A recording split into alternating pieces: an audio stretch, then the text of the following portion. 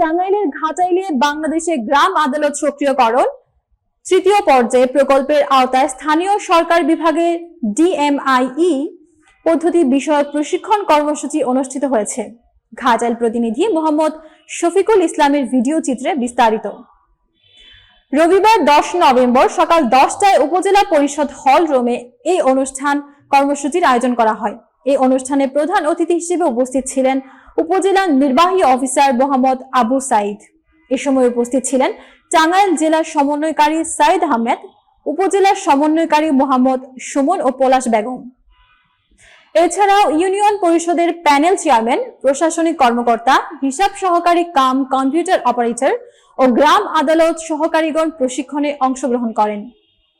প্রশিক্ষণ কর্মসূচিতে বক্তারা বলেন, গ্রাম আদালত জনগণের দোরগোড়ায় ন্যায় বিচার পৌঁছে দিতে গুরুত্বপূর্ণ ভূমিকা রাখছে। ডিএমআইই পদ্ধতির মাধ্যমে এই কার্যক্রম আরও স্বচ্ছ ও জবাবদিহিতামূলক হবে।